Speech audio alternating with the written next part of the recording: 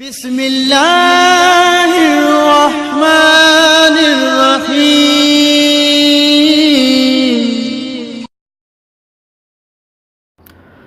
अऊज़ुबिल्लाहिस्समीइल अलीम मिनश्शैतानिर्रजीम। बिस्मिल्लाहिर्रहमानिर्रहीम। अल्हम्दुलिल्लाहि रब्बिल आलमीन व सल्लल्लाहु अला मुहम्मदिन व आलिहि त्ताहिरीन। अम्मा बाद।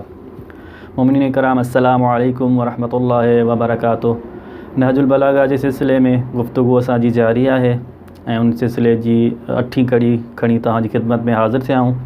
गुज़िश्ता गुफ्तगू में नहजुल बलागा जे मुतालिक़ जेके शुरूहात लिखियूं हुयूं ऐं शरहूं लिखियूं हुयूं उन्हनि जो तारुफ़ असां पेश करे रहिया हुआसीं।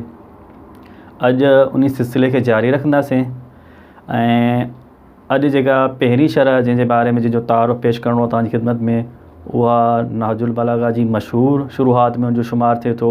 इब्ने अबिल हदीद मुअतज़िली जी शरह 20 जिल्द ते मुश्तमिल आहे उहा शरह।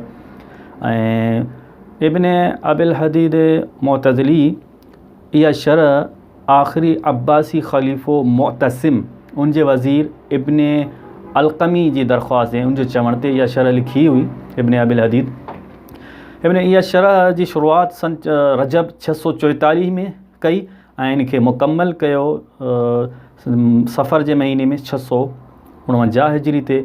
ऐं इब्ने अबिल हदीद जे बक़ौल जॾहिं शरह जे आख़िर में उन्हनि पाण बि लिखियो आहे त मां इन शरह खे 4 साल ऐं 8 महीननि में मुकमल कयो आहे।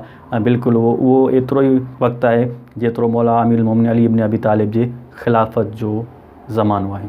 यानी 3 ख़ुलफ़ा खां बाद में जेका ज़ाहिरी तौरु ख़िलाफ़त जो ज़मानो हो उन जेतिरो ई ज़मानो आहे ऐं उन टाइम में मां इहा शरह मुकमल कई आहे।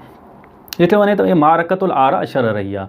मुख़्तलिफ़ रुदूद बि लिखिया हुआ, एतिराज़ात बि इन ते लिखिया हुआ, रद्द बि लिखिया विया इन शरह जे ते, छो जो इब्ने अबिल हदीद अहले सुन्नत सां ताल्लुक़ रखे थो, मुअतज़िली आहे ऐं ज़ाहिर आहे उन पंहिंजे अक़ीदे जो दिफ़ा कयो आहे। काफ़ी ॻाल्हियूं आहिनि उन शरह में जेके शिया अक़ीदे सां मुनाफ़ात रखनि थियूं, उनजे मुख़ालिफ़ आहिनि। मसलन अमीरुल मोमिनीन आइम्मा जी इस्मत जो क़ाइल नाहे ऐं ख़ुसूसन ख़ुतबा शकशकिया ॿियनि जॻहनि ते शिया अक़ीदे खे रद्द कयो आहे उन्हनि इब्ने अबिल हदीद।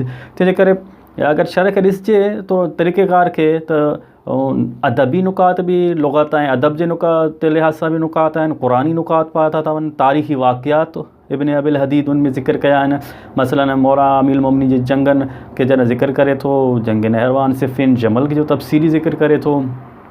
उनखां पोइ अगरि ॾिसजे त लेकिन अक़ीदो मुसन्निफ़ जो इन इब्ने अबिल हदीद जो हर जॻह ते तव्हांखे अक़ीदे जी झलक नज़र ज़रूरु ईंदी, एतिरे क़दुरु जो जॾहिं अचे थो मौला अमीरुल मोमिनीन अली अलैहिस्सलातु वस्सलाम जे मुख़ालिफ़ीन जेके सहाबा आहिनि उन्हनि जे जंगनि खे ज़िक्र करे थो त उन्हनि जे बारे में एतिरो त उज़ुर तराशी करे थो, उन्हनि जो दिफ़ा करे थो। जेके मौला जा मुख़ालिफ़ीन आहिनि जंगनि में, जिन्हनि जंगूं कयूं आहिनि मौला सां, उन्हनि जो दिफ़ा करे थो।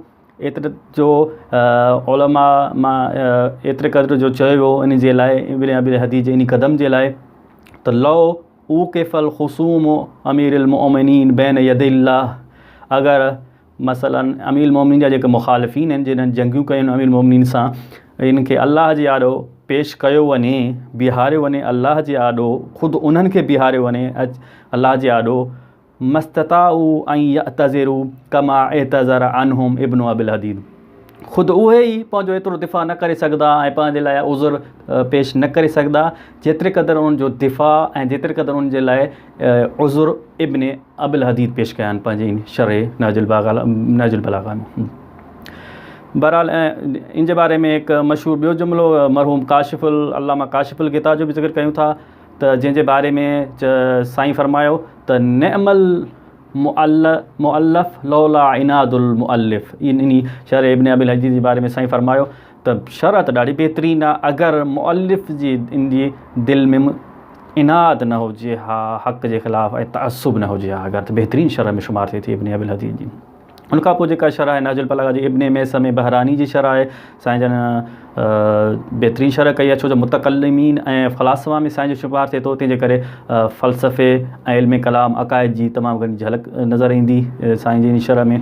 साईं जूं 3 शरूं आहिनि, हिकु शरह कबीर, मुतवसित ऐं सगीर, 3 शरूं आहिनि। आख़िरी जेका कबीर आहे 5 जिल्दनि में बि छपिजी चुकी आहे उहा। उनखां पोइ शरह जेका चए थी मिनहाजुल बराअ फ़ी शरह नहजुल बलागा, सैयद हबीबुल्लाह अल खूई जी शरह आहे, जेकी साईं जी वफ़ात 1324 हिजरी में थी आहे, बहितरीनु शरह। साईं जन शरह खे मुकमल न करे सघिया हुआ, 228 ख़ुतब जो अधु जी शरह साईं कई हुई। उनखां पोइ साईं जी वफ़ात थी वई। उन बाक़ी रहियल अधु ख़ुतबे खे मुकमल कयो सैयद इब्राहिम अल मियान जी। ऐं उनखां पोइ वरी बाक़ी जेके ख़ुतबा हुआ 228 खां बाद वारा ख़ुतबा ऐं ख़ुतूत जेके आहिनि उन वारो हिसो, इन खे वरी आयतुल्ला हसनज़ादा आमिली उनजी शरह कई आहे, उहा 6 जिल्दनि ते। टोटल 228 ख़ुतबनि ताईं जेका शरह थी साईं कई, ऐं सैयद इब्राहिम मियान जी कई 14 जिल्दनि ते ई, 6 जिल्द इहे साईं हसनज़ादा आमिली कया। आख़िरी कलमात किसार वारे हिसे खे जेको आहे उहो साईं मोहम्मद बाक़िर अल क़मरी उनी जेका शरह कई आहे उनजी, ऐं ईअं 21 जिल्दनि ते इहा शरह मुकमल थी। यानी 4 मुअल्लिफ़ 4 मुसन्निफ़ीन इन में शामिल आहिनि इन जंहिंमें।